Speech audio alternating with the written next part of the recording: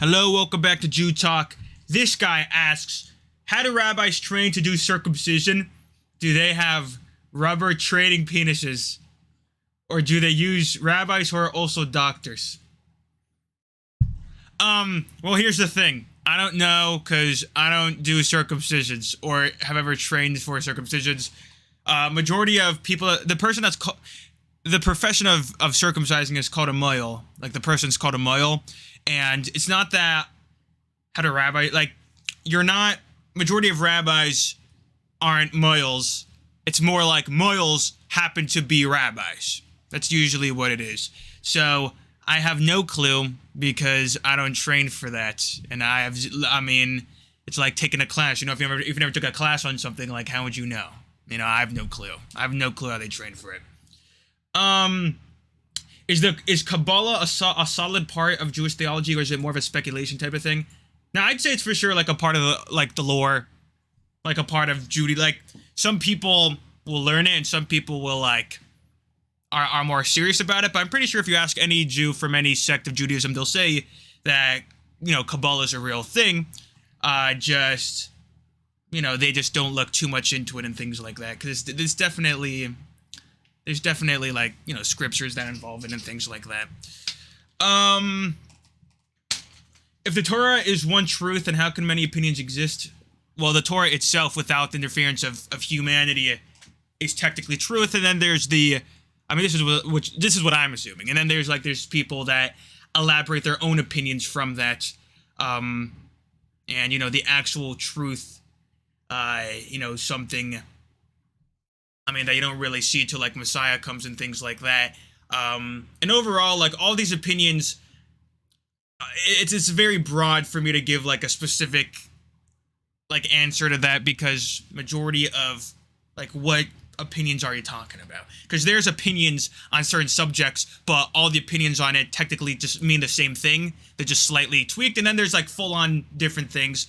But the Torah itself is truth, and opinions are, you know, man-made things and derivatives and things like that. That stray in different directions, and a person himself will have to decide which opinion is their truth. I would think so, or not. Honestly, I don't know fully. What do I think of atheist Jews? I assume those are just atheists. And an atheist Jew would just be someone that doesn't believe in God, whose mom happens to be Jewish. I don't really think anything of them. I don't really care. I'm just doing my own thing. I'm gonna do my own thing. Have you ever considered starting a cooking channel? I have 2 cooking videos on actually, I only have 1. No, I have 2 cooking videos on my channel, but I'm not planning on starting a channel on it.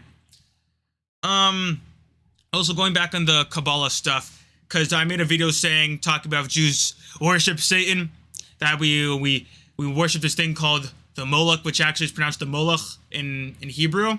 And I pretty much, what I answered in that video is like, no, you're not allowed to worship Satan, like, what the hell. But the Moloch is actually, like, it's in Torah. It says in Torah, it's, like, literally, like, in the scripture that you're not allowed to worship the Moloch. It's, like, against everything. It's blasphemy. It's worshiping multiple gods. So I just found it funny that there's people that legitimately think that the Jewish nation serves, you know, this idol that legit says in the Torah that you're not allowed to serve. But it was that back in the olden days, like, certain Jews that steered away from Judaism and did bad stuff would worship that, you know? So if anything, it makes, when people say that there's people worshiping it nowadays, it's sort of cool in my head in a way. It's like, oh, there's still, like, people doing that evil stuff, you know? It's kind of interesting. But, it literally says in Torah you're not allowed to do that. It's anti-everything, you know? How do I deal with anti-Semitism? It's in a very weird spot right now,